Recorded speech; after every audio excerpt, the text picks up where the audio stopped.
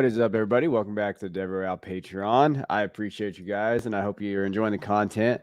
One thing that we want to do, and I'm going to be doing throughout the season, is doing a little bit of scouting. I'm not as in depth as Christian. Christian definitely is our guy for that. I definitely do it, but Christian definitely has more skill in that area. But I do want to kind of go through some other guys that we haven't got to. Now, I want to do this early in the week, but I got sick and my kids got sick, so I'm sorry for not getting to it till tonight. But we're going to be looking at Bryce Young film study. And I think, right now, like we talked on the podcast on Tuesday, I'm a fan of Anthony Richardson, but in reality, we know it comes down to Bryce Young and CJ Stroud. And that's where we're at right now. And I think that's the key when we're talking about the quarterback class of 2023 class right now. I think Levis and those guys that we're talking about have potential, right? And Anthony Richardson, but I think you have to be very careful with saying, oh, first round. Like I saw a publication put Anthony Richardson as QB1 already in the first 5 picks. I think it was number 2. Like, I think we have to be very careful with that. Now, Debbie, if you have them, you can always use that, right? Like if Anthony Richardson you have on your roster, you probably got him in the 3rd and 4th round. You want to flip him? Hey, that's the way to play. Like that's how you're going to do it. So I would use that. Shit, send that article in your group chat and say, so look, he's a first round pick. But I want to go through Bryce. So we know Bryce we saw him against Utah State. Obviously, Utah State is not a program like Notre Dame. So I think the idea is like between him and CJ, who had the best game. I think when we're looking at it from that perspective, we have to keep things in mind. Keep perspective here. But 195 yards, 5 touchdowns. And I'm going to tell you right now, the key for me with Bryce is that rushing attempts. So 5 attempts, 100 yards, and a touchdown. From a fantasy perspective, which is what we are dealing with, like when we talk about scouting, what I'm talking about is a fantasy perspective. I'm not a scout in terms of like NFL. Like, yeah, you need to know. But from a fantasy perspective, 100 yards rushing is something that we haven't seen Bryce do yet. And if he adds this to his repertoire, then we're talking about a real fantasy asset with a different ceiling. We kind of know his ceiling just from a passer. He's a legitimate passer. We know how good he is. If he can add some type of rushing skill, we're not acting like a ton here, then that's going to definitely improve his fantasy stock when we talk about Debbie, right? And when we're talking about fantasy, because that's what we care about. We don't care about anything else, but hey, will he win me fantasy games and when he gets to the NFL? That's all we care about here. Now, I'm going to go ahead and we're going to start the tape.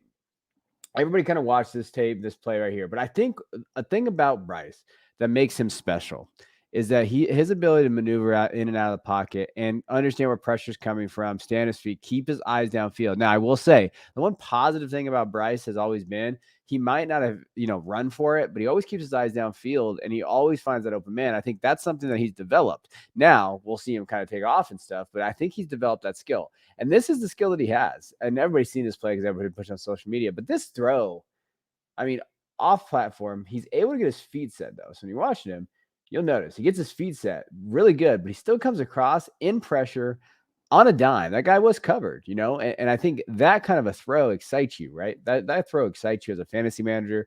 That throw excites you about a lot of different things when you're talking about Bryce. Bryce is a legitimate prospect, and we know this. Now, watch it here. He's going to step up. He has a quick release, and that's always something I've highlighted as a player. I've been the Bryce guy on the show, between me, Christian, and Jeff, and I'm still the Bryce guy. I think CJ has very good NFL upside too, but I can't get rid of Bryce. I think he has that quick upside. He has that quick release, which I really like.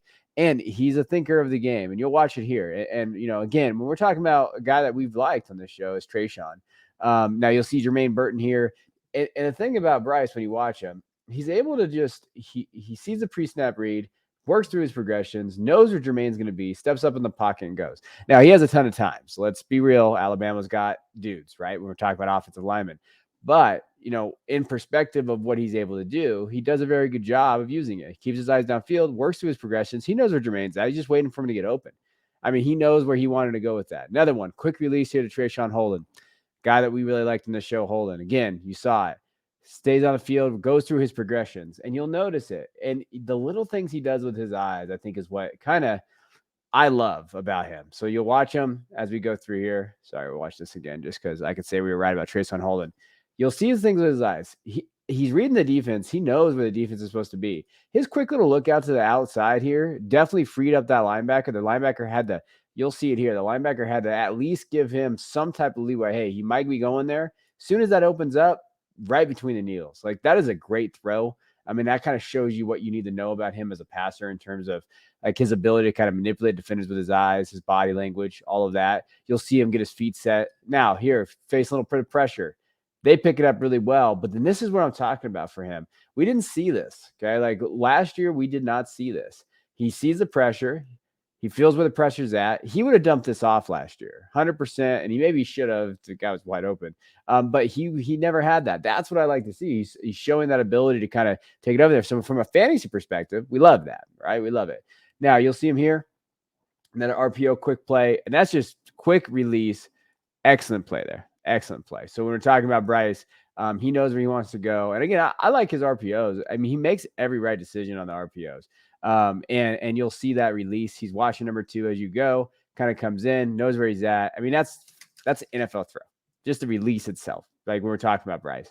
Now, again, see him here, functional athleticism, steps up in the pocket. And then this again, like, and I know it's Utah State. So everybody out there, all my haters for SEC and all that stuff. Yes, it is Utah State. I would love to see him go out of bounds here. Please don't get hurt. Like, we don't need another Tua, right?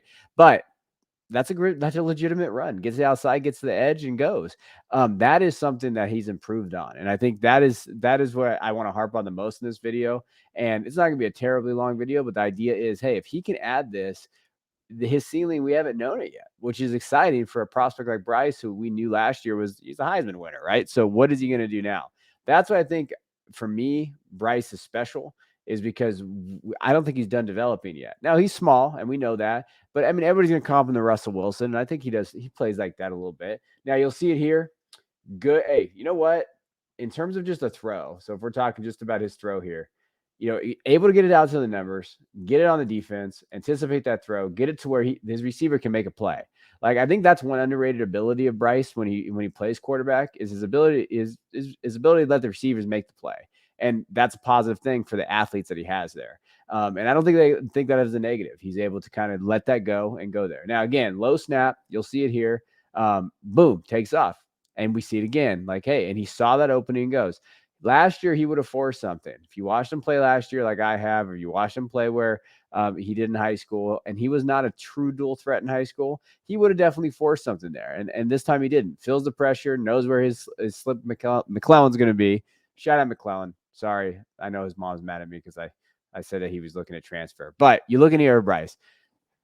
Biggest thing is, to me, just what he was able to do basically in a half. Okay, 5 touchdowns, but that 100 yards of touchdowns is a real eye opener for us as a quarterback. I thought he did his progressions well. And to me, him and CJ are QB1, QB2. I don't really think it matters where you have them. Like, I really don't. I think if you have him QB1, QB2, that's totally fine. I think QB1, QB2, like, the ratings are overrated at times. They're in their own tier. That's all we need to know about it. But biggest thing is, for me, Bryce has stepped up. He got a big game against Texas this weekend. We're going to see how he performs there. But overall, I think he's going to perform very well. So I just want to go through Bryce, highlight that for his film, show some of the good throws if you weren't able to see it. And if you have Bryce in your Devy team, you're going to be excited. So we appreciate you guys. If you guys are listening, please, let us know how we're doing. If you like what you see, okay, I know these are on the private channels. This is for the Patreon only. You can hit that subscribe button though on YouTube. We're going to have some stuff coming out this season. But if you haven't already and you do listen to the podcast, please go leave a 5-star review and just hey, what do you like about the show? Give us 5 stars, ask us a question in the comments, whatever the case may be. We'd really appreciate it. So I appreciate you guys. Seriously, from the bottom of my heart, I cannot thank you enough supporting this channel. And I'm going to be jumping on with a CJ Stroud film study as well. So you're going to get that tomorrow.